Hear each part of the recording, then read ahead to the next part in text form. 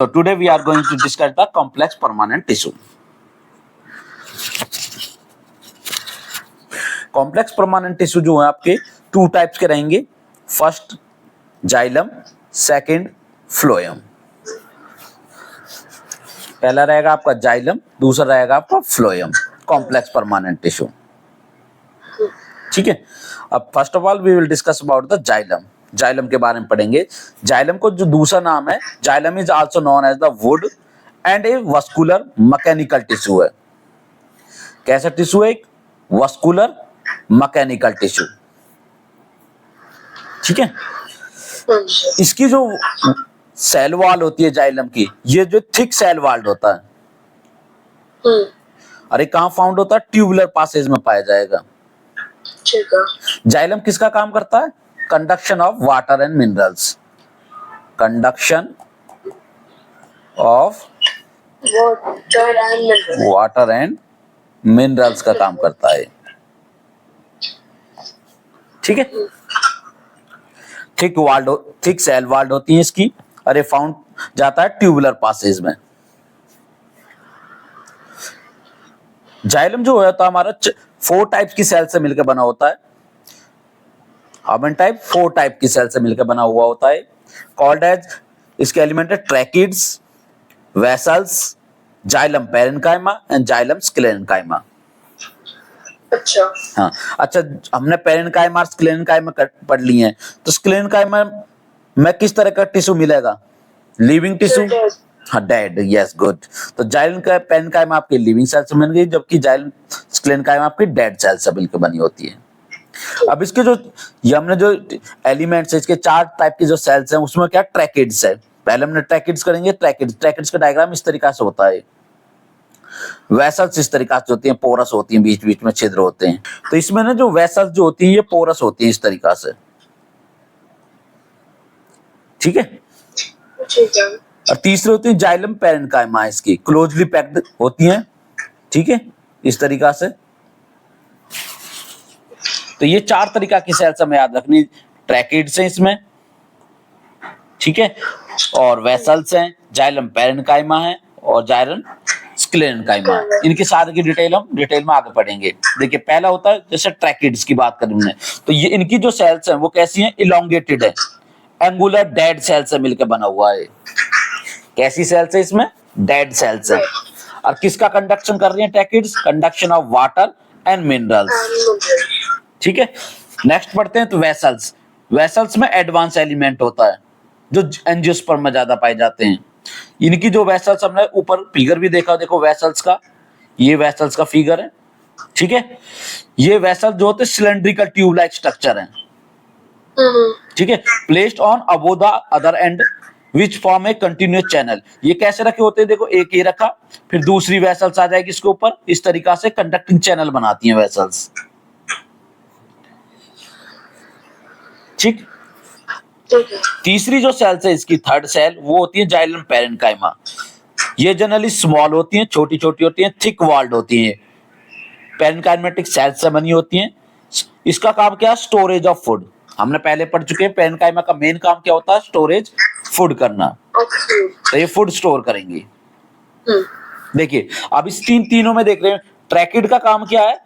Tracheid का काम क्या? Conduction of water and mineral कराना. वेसल्स का क्या काम? सिलेंड्रिकल ट्यूब्स हैं. वेसल्स क्या? सिलेंड्रिकल ट्यूब है जो एक दूसरे पर रखी हैं. ये भी चैनल बनाती हैं. जो कंडक्शन हो रहा है ये किसके थ्रू होगा? वेसल्स के द्वारा होगा. ठीक है. हाँ जी. और जाइलम पेरेन्काइमा का मेन काम क्या है? इसके लिए फूड स्टोर करेंगी. ठीक है. हाँ जी. फोर्थ टाइप की जो सेल है हमारी, जाइलम स्क्लेरेन्काइमा, जिन्हें हम जाइलम फाइबर के नाम से भी जानते हैं. किसके नाम जानते हैं? जाइलम फाइबर्स के नाम से जाना जाता है. ये कैसी हैं? डेड सेल से मिलकर बनी है. They are non living fibres है, थिक सेल वॉल है, नैरो कैविटी है इनमें भी. और ये क्या कर, स्क्लेरेन्काइमा का मेन काम क्या? मैकेनिकल सपोर्ट प्रोवाइड करना. ठीक है. Except xylem parenchyma. Xylem parenchyma को छोड़ के सभी इसमें क्या है? डेड सेल से मिलकर बनी होती है. देखिए, आपका ट्रैकिड्स की जो सेल है वो भी डेड है, वेसल्स की जो सेल है वो भी डेड है. ठीक है. और स्क्लेरेन्काइमा की जो सेल है वो भी डेड है. केवल पेरेन्काइमा की जो सेल्स है वो कैसे, हाँ सर जी, जब ये डेड है तो इसके अंदर का न्यूक्लियस भी नहीं होगा? न्यूक्लियस होता है डेड सेल्स में भी। अच्छा हाँ, लिक्विड वगैरह अंदर का नहीं होता। इस बस केवल पेरेन्काइमा ऐसी होती है जिसमें लिविंग सेल्स होती हैं। अच्छा ओके। हाँ, एनुअल रिंग प्रेजेंट होती है इसमें, ट्रंक ऑफ ए ट्री और जाइलम रिंग्स होती हैं। जो इसमें ट्रंक जैसे बनाए तो इसमें क्या होती है, इस तरीका से हमारी जाइलम की रिंग प्रेजेंट रहेंगी ट्रंक में। और by counting the number of annual rings we can determine the age of the tree. यदि हमें ट्री की एज पता लगानी है ना, देखो जैसे आपने एक पेड़ को काटा इस तरीका से, यहां से आपने पेड़ काट दिया, अब उसके आपने देखो कि रिंग बनी होती है उसमें इस तरीका से, ठीक है। तो जितनी ज्यादा रिंग रहेंगी उसमें उतना ही पेड़ जो है पुराना होता है, उसकी एज उतनी ज्यादा है। और जितनी रिंग कम है उतना ही पेड़ नया है अभी। ठीक है। नेक्स्ट हमारा प्लांट कॉम्प्लेक्स टिश्यू जो है, कॉम्प्लेक्स परमानेंट टिश्यू, वो हमारा फ्लोएम। जैसे हमारा जाइलम था उसी तरीका से फ्लोएम भी में भी 4 तरह की सेल्स मिलेंगी, 5 तरह की, सॉरी 4-5 तरह की सेल्स होती है इसमें भी। ठीक है। इसमें फ्लोएम का काम क्या है, conduction of food, conduction of food कराता है। ठीक है। They are also consist of both parenchymatic tissue, sclerenchymatic tissue भी होते हैं इसमें। दो तो कॉमन है इन दोनों में। इसके अलावा इसमें सीव ट्यूब, कंपेनियन सेल्स दो अलग है इसमें, और वो फ्लोएम फाइबर और फ्लोएम पेरेन्काइमा। फ्लोएम फाइबर का दूसरा नाम क्या रहेगा,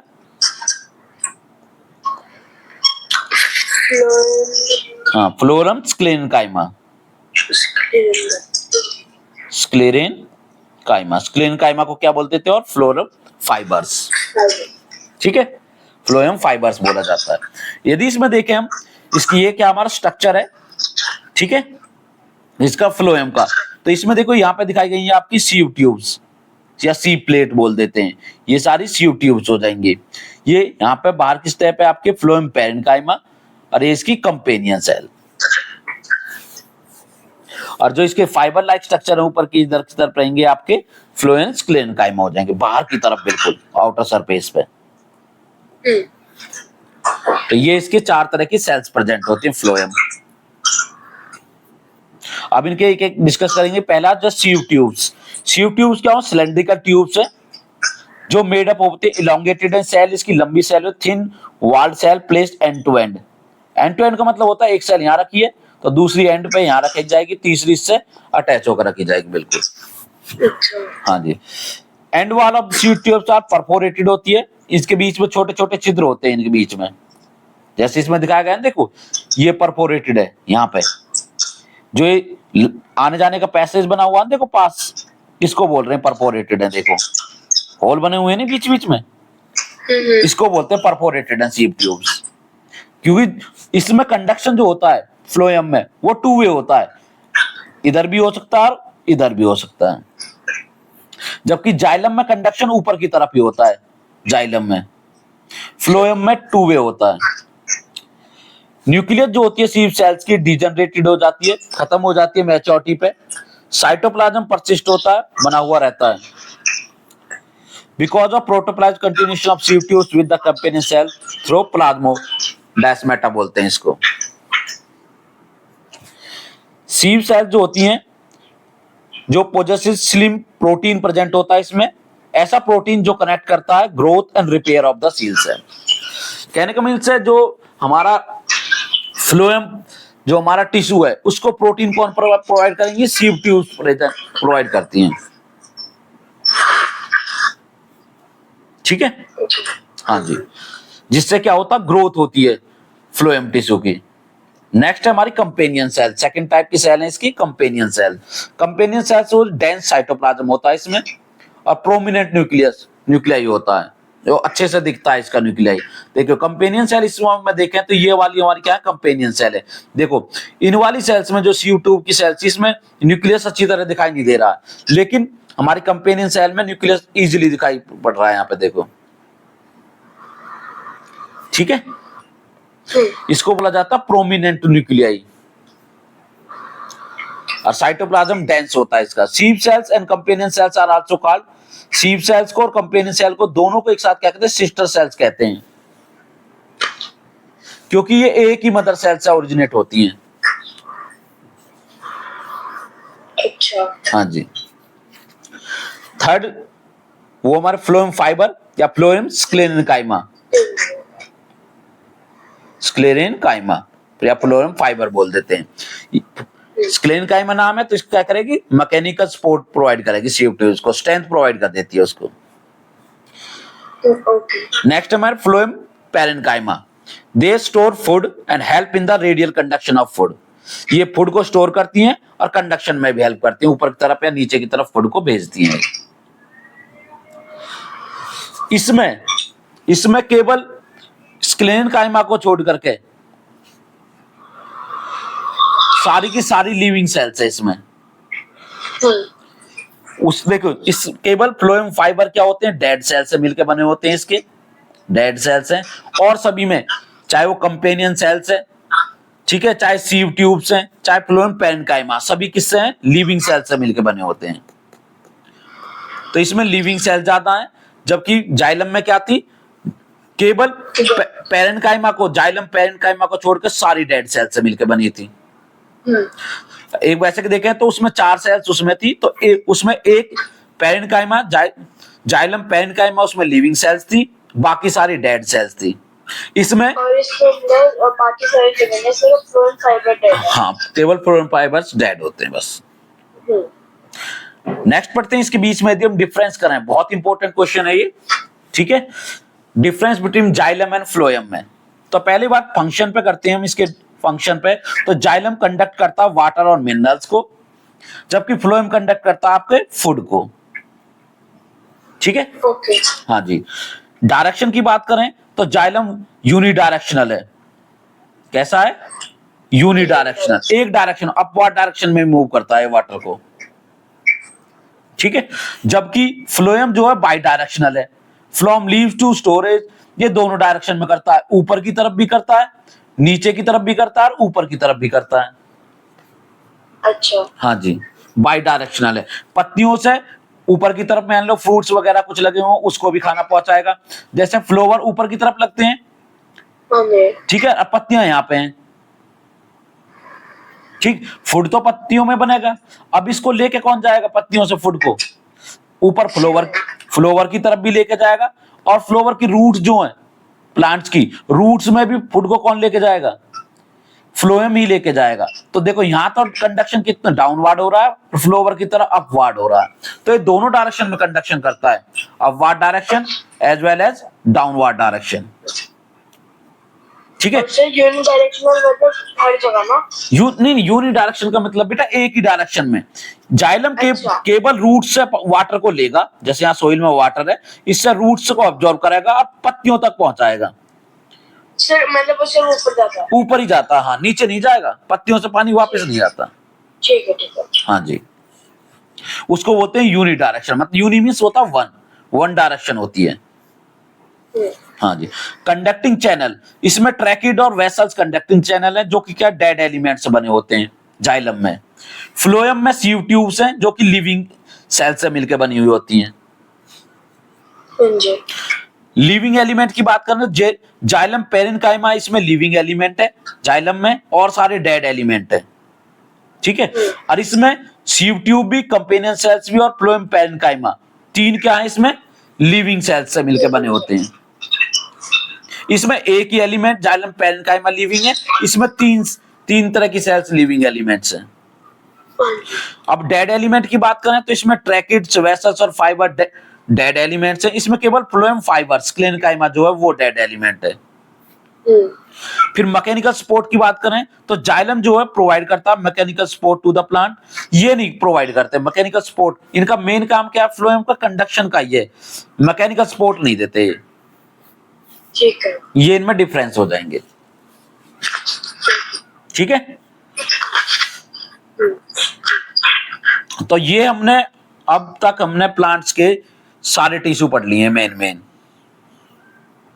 ओके। हाँ, यदि हम प्लांट्स के टिश्यू की बात करें तो हमने देखो फिर से रिकैप करते हैं, तो मेरिस्टेमिक टिश्यू पढ़े, मेरिस्टेमिक टिश्यू। उसके बाद हमने पढ़े परमानेंट टिश्यू। परमानेंट टिश्यू में हमने दो पढ़े, ठीक है, सिंपल परमानेंट और दूसरे कॉम्प्लेक्स परमानेंट। सिंपल परमानेंट में तीन पढ़े हमने, पेरेन्काइमा, कोलेन्काइमा, स्क्लेरेन्काइमा। और कॉम्प्लेक्स परमानेंट में हमने दो पढ़े, जाइलम और फ्लोएम। ठीक है, कोई डाउट? ओके, अब मूव करते हैं हम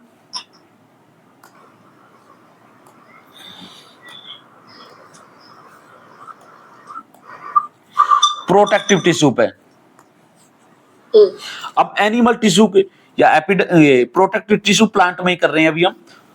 प्रोटेक्टिव टिश्यू प्लांट में दो तरीका के होते हैं, एपिडर्मिस और कॉर्क। ठीक है, एपिडर्मिस की बात करें, एपिडर्मिस प्रोटेक्ट करती है प्लांट को। एपिडर्मिस क्या, जो प्लांट्स की ऊपर वाली लेयर है, किसी भी, चाहे लीव्स की है, चाहे स्टेम की है, चाहे रूट्स की है, उसमें जो ऊपर वाली लेयर है, सबसे फर्स्ट लेयर जो होती है वो एपिडर्मिस होती है। Okay sir. एपिडर्मिस प्रोटेक्ट करती है प्लांट्स को इंजरी से, पैथोजन से और वाटर लॉस से। पैथोजेंस होते हैं जो बाहरी कॉजिंग एजेंट्स होते हैं, ठीक है, जैसे इंसेक्ट वगैरह हो गए, कोई बैक्टीरिया हो गया, एल्गी हो गई, सबको उनसे बचाएगी जो प्लांट्स को नुकसान पहुंचाते हैं, लिविंग ऑर्गेनिज्म। ऐसे लिविंग ऑर्गेनिज्म जो प्लांट्स को नुकसान पहुंचाए उन्हें पैथोजेंस कहा जाता है, उनसे बचाएगी ये। और वाटर लॉस होने से बचाती है, पानी जो पत्तियों से पानी जो है बाहर ना निकले तो उस पे एपिडर्मिस लॉस को बचाती है। ऐसे स्टेम पे भी लगी होती है तो स्टेम को बचाती है। ठीक, इन डेजर्ट प्लांट में जीरोफाइट प्लांट बोलते हैं, डेजर्ट प्लांट भी बोल देते हैं, जो प्लांट्स को बहुत कम लॉस करते हैं। ठीक, क्यूटिकल होती है उनमें एपिडर्मिस की, जो रिड्यूस करती है वाटर लॉस को और लोअरिंग रेट ऑफ ट्रांसपिरेशन को। ट्रांसपिरेशन जानते हो, जिससे excess amount of water plant release कर देते हैं जिस प्रोसेस के द्वारा, उसको ट्रांसपिरेशन बोलते हैं। हाँ जी, हाँ जी। ठीक है, epidermis in certain areas allow gas exchange भी करा देती हैं ड्यूरिंग द रेस्पिरेशन और फोटोसिंथेसिस के द्वारा क्या करती हैं, गैस एक्सचेंज करा देती है। In roots epidermal cell increase surface area. Roots में जो एपिडर्मल सेल होती है हमारी, वो सरफेस एरिया का इंक्रीज करते हैं, adding in better absorption of, जिससे क्या हो जाता है, ज्यादा सरफेस एरिया बढ़ेगा तो ज्यादा वाटर एब्जॉर्ब होगा, न्यूट्रिएंट्स ज्यादा एब्जॉर्ब होंगे।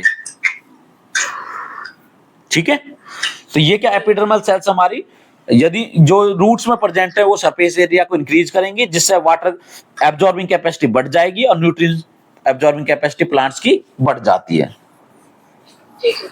हाँ जी। नेक्स्ट है कॉर्क। द आउटर कॉर्क क्या होता है, जो ये छाल होती है ना, जिसे हम छाल बोलते हैं, पेड़ की छाल, ये कॉर्क, इसे कॉर्क कहा जाता है। Outer protective coat of a tree is called cork. It is one of the component of the tree bark. Bark में जो होती है, tissue of bark become old हो जाते हैं एंड सेकेंडरी मेरिस्टेम रिप्लेस कर लेता है इन्हें। जब ये ओल्ड हो जाएगा तो नीचे से दूसरे टिश्यू, मेरिस्टेमिक टिश्यू आने स्टार्ट हो जाएंगे। छाल निकल जाती है तो नीचे से दूसरा आना स्टार्ट हो, जो मैं रिंग बता रहा था ना, हाँ जी, हाँ जी। जाइलम रिंग बताई थी, जो ये रिंग है बेटा, वो जाइलम की रिंग देखो कितनी सारी रिंग है इसमें, है कि नहीं? हाँ जी। जितनी ज्यादा रिंग होगी प्लांट्स उतना ही ज्यादा पुराना होगा, उसकी एज ज्यादा होगी। और जितनी रिंग कम होगी, फिर दूसरा देखा जाता है रिंगों का कलर। देखो यहाँ पे कलर अलग है, आउटर में कलर अलग है इसका, है कि नहीं? और अंदर ब्राउन कलर भी है। तो जितना ज्यादा डार्क कलर होता जाएगा प्लांट्स उतना ही पुराना होता चला जाएगा। कॉर्क जो है मल्टीपल थिक लेयर से बनी हुई होती है। फंक्शन क्या है कॉर्क के? कॉर्क के फंक्शन देखें तो प्रोटेक्ट करती है tree from the bacterial fungal infection से बचाएगी कॉर्क, और वाटर लॉस से बचाएगी, और मैकेनिकल इंजरी से बचाती है। हाँ, तीन मेन फंक्शन इसको, ठीक है, बैक्टीरियल और फंगल इन्फेक्शन से बचाएगी, वाटर लॉस से बचाती है, और तीसरा मैकेनिकल सपोर्ट प्रोवाइड कर देती है। ठीक है। और इसकी जो सेल्स हैं कॉर्क की, वो किससे बनी होती हैं? जनरली ऊपर वाली सेल्स डेड सेल से बनी होती हैं। यहाँ पे हमारे टिश्यू खत्म हो गए प्लांट्स के। ठीक है सर। हाँ जी, एनिमल टिश्यू स्टार्ट करें। हाँ जी। एनिमल टिश्यू की बात करें तो हमारे एनिमल टिश्यू 4 टाइप्स के पढ़ेंगे इसमें हम। फर्स्ट हमारा एपिथेलियल टिश्यू, दूसरा हमारा मस्कुलर टिश्यू, तीसरे पढ़ेंगे हम कनेक्टिव टिश्यू, फोर्थ पढ़ेंगे हम नर्वस टिश्यू। ठीक है, तो सबसे पहले पढ़ लेते हैं हम एपिथेलियल टिश्यू। एपिथेलियल टिश्यू जो होते हैं grows on out other types of tissue. ये टिश्यू वो होते हैं जो अदर टाइप टिश्यू जो प्रेजेंट होते हैं उनको ऊपर ही ग्रो करते हैं ये। जैसे कि हमारी स्किन है, स्किन के नीचे क्या है, मस्कुलर टिश्यू है, तो मस्कुलर टिश्यू के ऊपर ग्रो करती है स्किन। ठीक है, तो उन टिश्यू के ऊपर ही ग्रो करते हैं ये, अलग से नहीं होते, उनके ऊपर ही ग्रो करने लग जाते हैं। सेल जो होती है एपिथेलियल टिश्यू की very close to each other, बहुत पास पास होती हैं, and tissue rest on non cellular basement membrane पर टिके हुए होते हैं। इनकी जो सेल्स कैसी रहेंगी, वेरी क्लोज, क्लोज का मतलब है बहुत पास पास रखी होती है इनकी सेल्स इस तरीका से। ठीक है, उसके बीच में गैप नहीं होगा। हाँ, ठीक है। दूसरा है ये कंसिस्ट होते हैं सिंगल लेयर्स ऑफ सेल्स है। यदि हम इनको बनाए तो एक ही लेयर होती है, जैसे इसके बनाए तो एक ही लेयर से मिलके बने होते हैं, ये एक ही लेयर होती है। ऐसा नहीं होगा ये एक लेयर ये दूसरी लेयर, इस तरीका से नहीं होते हैं, एक ही लेयर रहेगी, इनमें सिंगल लेयर होती है। ठीक है। ब्लड वेसल जो होती है एब्सेंट होती हैं, नॉन नर्वस इन नेचर, इनमें नर्वस नहीं होती, नर्व्स नहीं होती हैं एपिथेलियल टिश्यू में। It covers all the organs and line the cavity of hollow organs. ये सभी ऑर्गन्स को कवर करते हैं एपिथेलियल टिश्यू, और जनरली जो होल ऑर्गन्स है जैसे कि स्टमक हो गया वहां पे प्रेजेंट रहेंगे, आपके लिप्स के ऊपर जो लेयर बनती है वहां पे प्रेजेंट रहेंगे। ठीक है, इसके है किस तरह के, ये प्राइमरली प्रोटेक्टिव टिश्यू हैं। कैसे टिश्यू हैं, जैसे हमारी एपिडर्मिस पड़ी थी ना हमने प्लांट्स में, हाँ जी, हाँ जी। ऐसे ही एनिमल में होती है एपिथेलियल टिश्यू, होते हैं प्रोटेक्शन के लिए होते हैं ये। ठीक है। हाँ जी, जैसे आपने देखा होगा हमारे होठों पे सर्दियों में जनरली ये ऊपर की एक लेयर आ जाती है। हाँ जी, हाँ जी। ठीक है, उसको हम निकाल भी देते हैं क्योंकि उनमें ब्लड वेसल्स नहीं होती, तो उनमें ब्लड भी नहीं आता है, ऊपर वाले टिश्यू है। एक्चुअल में ये टिश्यू किसके ऊपर है, जो हमारे लिप्स हैं उसके मस्कुलर टिश्यू है ना, उसके ऊपर ग्रो करे हुए हैं ये।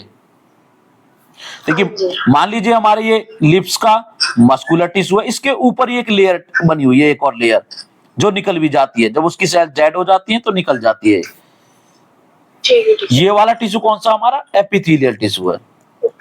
ठीक है। एपिथेलियल टिश्यू को जो है 4 तरीका के एपिथेलियल टिश्यू हमारे।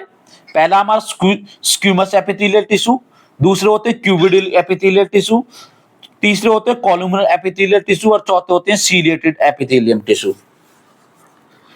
एपिथेलियल टिश्यू को हमने 4 भागों में डिवाइड कर दिया है, 4 टाइप्स कर दिए हैं इसकी, स्क्यूमस, क्यूबोडल, कॉलुमनर, सीलिएटेड। ठीक है, पहला है स्क्यूमस, दूसरा है क्यूबोडल, तीसरा है कॉलुमनर और चौथा है सीलिएटेड।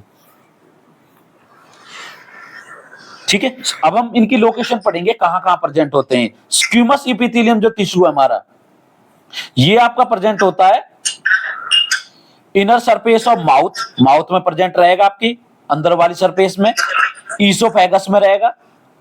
ठीक है, ब्लड वेसल्स में प्रेजेंट होता है और लंग्स की एल्वेलाई में प्रेजेंट होता है। ठीक है, ये याद रखने आपको, स्क्यूमस एपिथेलियम कहां कहां, माउथ में होगा, लिप्स पे ऊपर, ईसोफेगस में होगा। ठीक है, ईसोफेगस क्या, फूड पाइप जो होता है उसमें प्रेजेंट होता है, माउथ के अंदर और माउथ के लिप्स पे प्रेजेंट होता है, ब्लड वेसल्स में होता है, जैसे आरबीसी की बीमारी ये है ना, ब्लड वेसल्स, वीन्स और आर्टरीज हैं जो हैं, वीन्स आर्टरीज उनमें प्रेजेंट रहता है, और लंग्स के ब्लड एल्वियोलाई में प्रेजेंट है, बैलून लाइक स्ट्रक्चर जो है जो उसमें प्रेजेंट होता है। दूसरा हमें पढ़ना है जो ये था स्क्यूमस एपिथेलियल को हम दूसरा बोल देते हैं हम स्ट्रैटिफाइड स्क्यूमस, स्क्यूमस का ही टाइप है, स्ट्रैटिफाइड स्क्यूमस एपिथेलियल बोल देते हैं। ये आउटर लेयर ऑफ स्किन में प्रेजेंट होता है। ठीक है सर। ठीक है, जैसे कि चीक्स। हाँ, चीक्स में नहीं, सभी में, सारी जो लेयर है ना हमारी स्किन की उसमें सभी जगह ये प्रेजेंट है। अच्छा, स्क्यूमस का ही टाइप है। देखिए स्क्यूमस एपिथेलियम में तो एक ही लेयर होती है सेल्स की, इसमें कई सारी लेयर्स है सेल्स की। देखोगे नीचे अगर अगर इसको ऊपर से हटा दोगे तो दूसरी लेयर आ जाएगी इसमें। हाँ जी।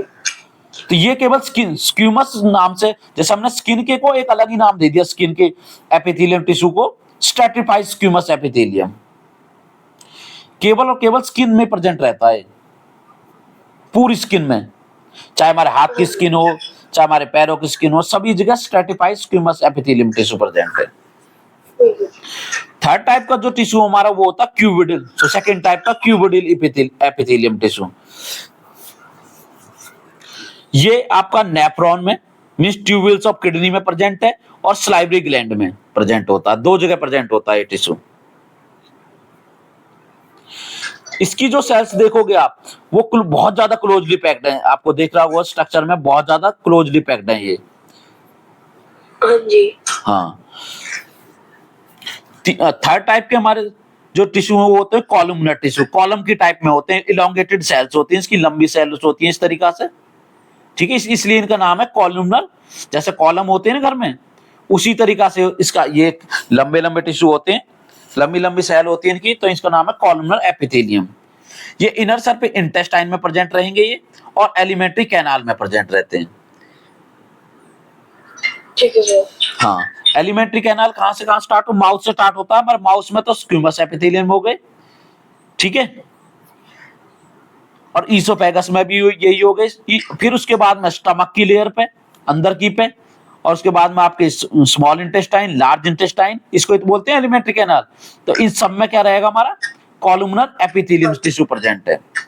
और फोर्थ टाइप का हमारे सीलियरी एपिथेलियम टिश्यू, ये आपका ट्रैकिया में, एयर पाइप के बाद जो ट्रैकिया आता है ना, विंड पाइप, उसमें प्रेजेंट रहेगा, ब्रोंकाई में, फैलोपियन ट्यूब्स में, नेजल कैविटी में, ब्रोंक्यूल्स में और यूटेरस में प्रेजेंट रहता है।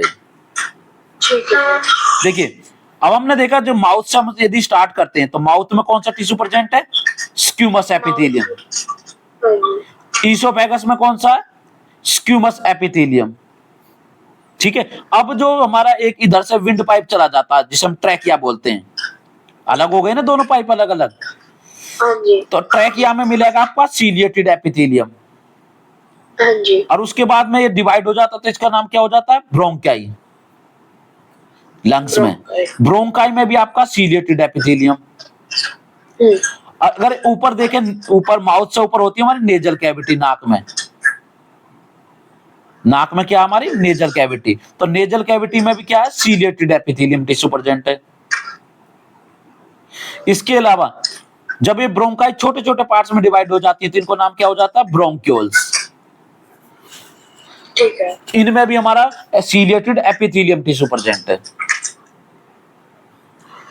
उसके अलावा वोमेन में जो यूटेरस होता है जिसे बच्चेदानी बोलते हैं, तो बच्चेदानी के जो टिश्यू होते हैं वो भी कौन से होते हैं, सीलिएटेड एपिथेलियम टिश्यू प्रेजेंट होता है वहां पे भी। हाँ जी। इनका नाम सीलिएटेड एपिथेलियम टिश्यू क्यों है, क्योंकि इनके सेल्स के ऊपर आप देख पा रहे हो ये इस तरीका से हेयर लाइक स्ट्रक्चर हैं जिनको नाम होता है सीलिया। हेयर नहीं है, हाँ, हेयर लाइक स्ट्रक्चर हैं जिनका नाम क्या है, सीलिया। सीलिया प्रेजेंट होते हैं, that's why these are known as a ciliated epithelium tissue. ठीक है। हाँ जी। दूसरे टिश्यू है हमारे मस्कुलर टिश्यू, नाम जैसा ये मसल्स में प्रेजेंट होते हैं। ठीक है, बहुत इंपॉर्टेंट टॉपिक है। The cells of the connective tissue are widely spaced and embedded in a movement are brought about our body with the help of muscular tissue. आपको पता है हमारी बॉडी में जितनी भी मूवमेंट हो रही है, मैं बोल पा रहा हूँ, हाथ को हिला पा रहा हूँ, हाथ से लिख पा रहा हूँ, ये सभी सारे फंक्शन किससे हो रहे हैं, मूवमेंट से हो रहे हैं। और ये मूवमेंट कौन लाता है, मसल्स लाती हैं। हाँ, तो ये सब सारा मूवमेंट का जो काम है ना हमारी बॉडी में, वो मस्कुलर टिश्यू करते हैं। ठीक है, मूवमेंट से रिलेटेड है ये, मूवमेंट से। उसके इनकी यदि करें हम तो they are long fibre like cells, muscles fibre बोलते हैं जिन्हें हम, लॉन्ग फाइबर लाइक, ये सारे क्या है, मसल्स फाइबर हैं।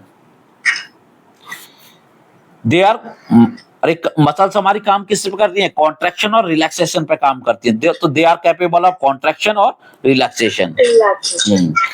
टाइप ऑफ मस्कुलर टिश्यू देखें तो striated muscles, cardiac muscles fibre और नॉन स्टीरिएटेड मसल्स होते हैं। तीन तरह के मस्कुलर टिश्यू पढ़ेंगे, स्टीरिएटेड, नॉन स्टीरिएटेड और कार्डियक। देखिए स्टीरिएटेड का मतलब होता है जिन जो मस्कुलर टिश्यू है जिनमें स्टीरिएट बैंड बना होता है।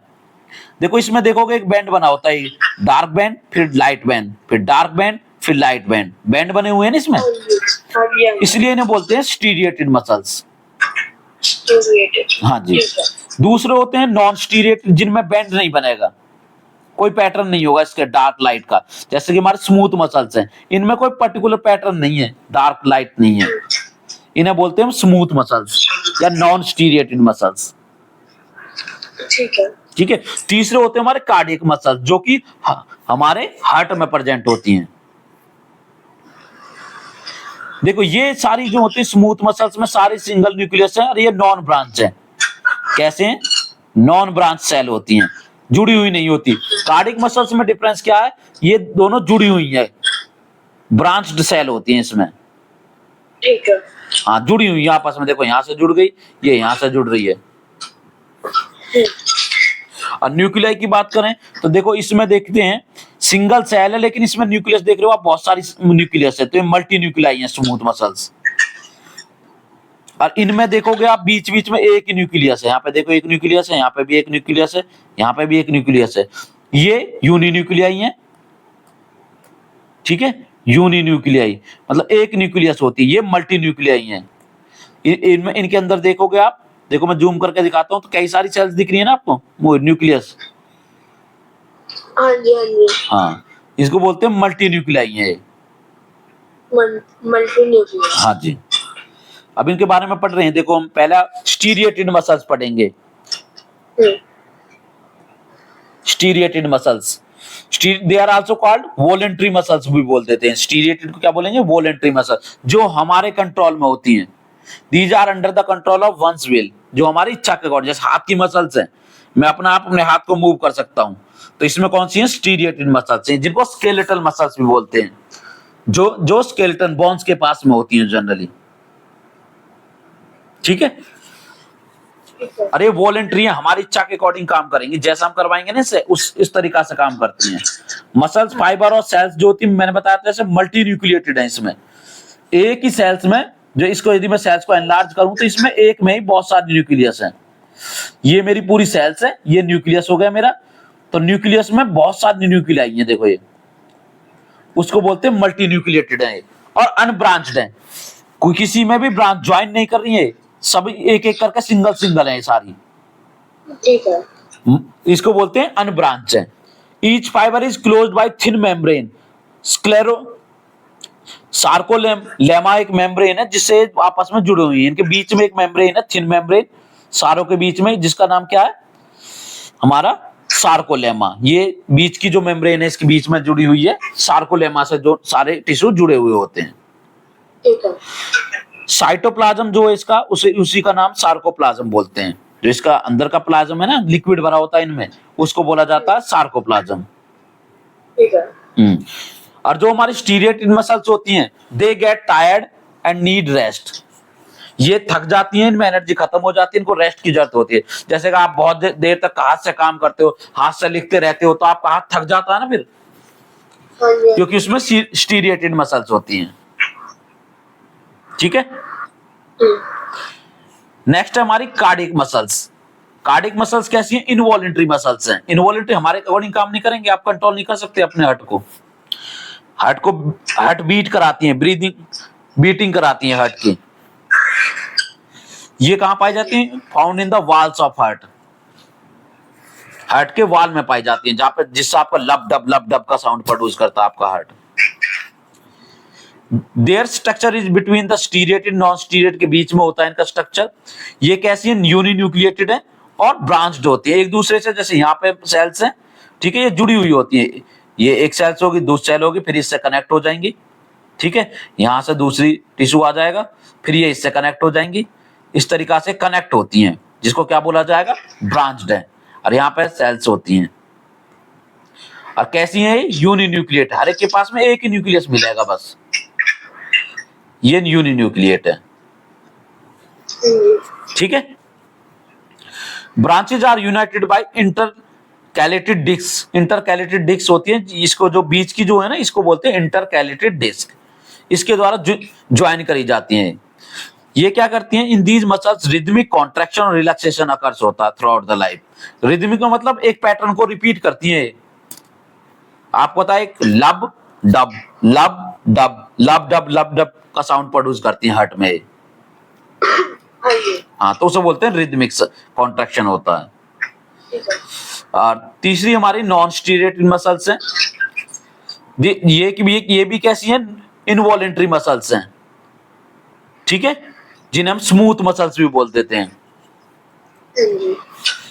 These muscles fibres are uninucleated होते हैं। ये भी एक न्यूक्लियस है इनके पास में भी। यहीं पे देखें तो देखो व्हाइट कलर की सेंटर में दिखा रखी है, एक न्यूक्लियस है इनके पास में भी। और कैसी नॉन स्टीरेट मसल्स हमारी स्पिंडल शेप होती है। स्पिंडल शेप क्या होती है? जिनका एजिस पे थिन हो और मिडल से थिक हो। देखो ये होगा इसके एजिस, यहां से तो थिन रहेगी, बीच में से थिक रहेगी, और यहाँ पे इसका न्यूक्लियस रहेगा, ठीक है। इसको बोलते हैं spindle shape. They are not enclose by any इनके बीच में मेम्ब्रेन नहीं होती, जैसे उनके में थी ना मेम्ब्रेन, इनके बीच में कोई मेम्ब्रेन नहीं होती है। ठीक है। इनके बीच में कुछ एक फाइबर्स होते हैं जो इनको जोड़ के रखते हैं। ये फाइबर्स, ये वाले फाइबर्स इनको जोड़ के रखते हैं बस। और ये कहां पाई जाएंगी? लोकेशन देखें इनकी, तो ये वॉल्स ऑफ स्टमक की जो वाल है अंदर वाली, उसमें मिलेंगी। इंटेस्टाइन में मिलती हैं, यूरिनरी ब्लैडर में मिलेंगी, ब्रोंकाई में मिलती हैं, आइरिस ऑफ आइज में, एक्सेट्रा। जहां पे हमारा कंट्रोल ना हो, जिन्हें हम कंट्रोल नहीं कर सकते, वहां पे आपकी क्या मिलेंगी? नॉन स्टीरिएटेड मसल्स या स्मूथ मसल्स मिलेंगी। Peristaltic movement in alimentary canal. Alimentary canal में आपका खाना जो है नीचे की तरफ मूव करता रहता है ना, जिसे हम क्या बोलते हैं? प्रीस्टाल्टिक मूवमेंट बोला जाता है। ये इन्हीं मसल्स के द्वारा होता है, स्मूथ मसल्स के द्वारा ही, ठीक है। तो ये इनकी लोकेशन हो गई। और हमारी अब ये बताइए, हमने ये हमारी कार्डियक मसल्स कहां प्रेजेंट है? हमारे हार्ट में, यस, ये हार्ट में प्रेजेंट है। और हमारी स्टीरिएटेड मसल्स कहां प्रेजेंट होती हैं?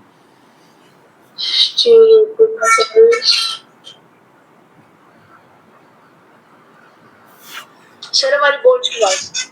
हाँ, बोन्स के पास। स्केलेटल मसल्स हैं हमारे हाथ में, उंगलियों में, हमारी जहां भी स्किन के नीचे है।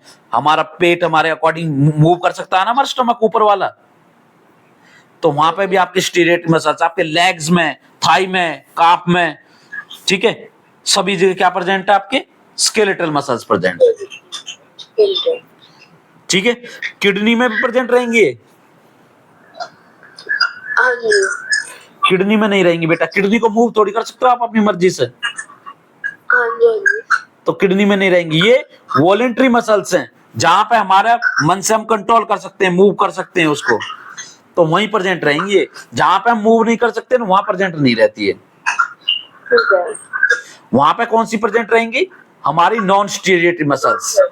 जैसे आप किडनी को नहीं कर सकते, ठीक है, स्टमक को नहीं कर सकते, इंटेस्टाइन को नहीं कर सकते, ब्रोंकाई आइरिस को नहीं कर सकते, आंखों को आइरिस वो भी किससे बना हुआ है? सारे नॉन स्टीरिएटेड मसल्स से बने हुए हैं।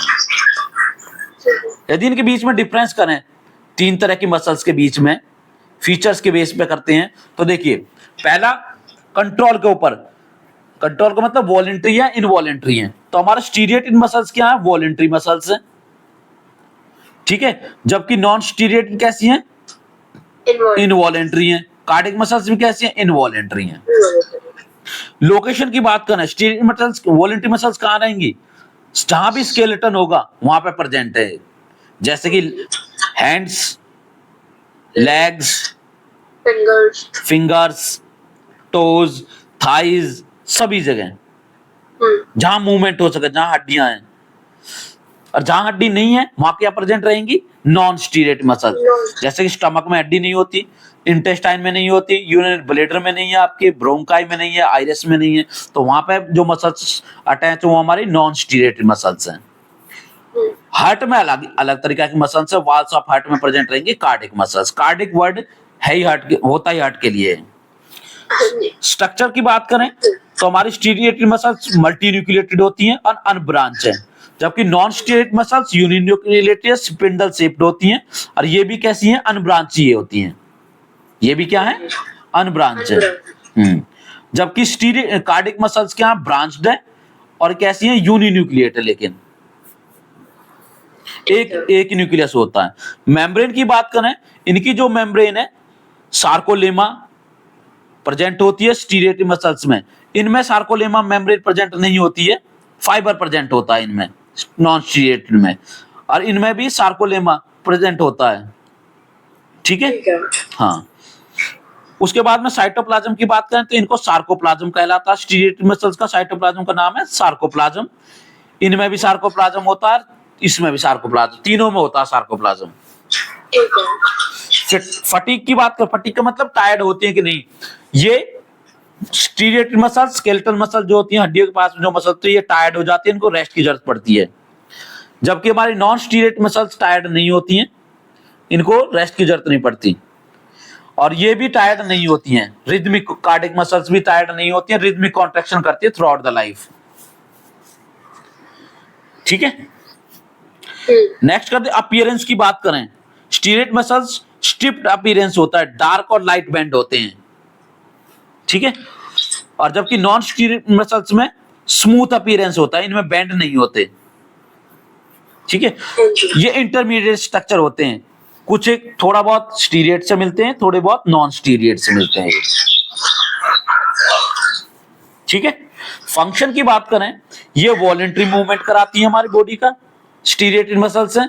नॉन स्टीरिएटेड कंट्रोल्स इनवॉलंटरी मूवमेंट कराती हैं, प्रीस्टाल्टिक मूवमेंट बोलते हैं जिसे, और ये रिदमिक कॉन्ट्रैक्शन करती हैं और रिलैक्सेशन करती हैं हार्ट का। तो इनके फंक्शन है। ठीक है, ठीक है, कर लोगे इतना आज? हाँ जी सर। कोई डाउट है किसी टॉपिक में जो पढ़ाया? नहीं। ठीक है, तो आज इतना ही करेंगे, ओके सर। और नेक्स्ट क्लास में कंप्लीट हो जाएगा चैप्टर। ठीक है जी। ओके। Okay, bye.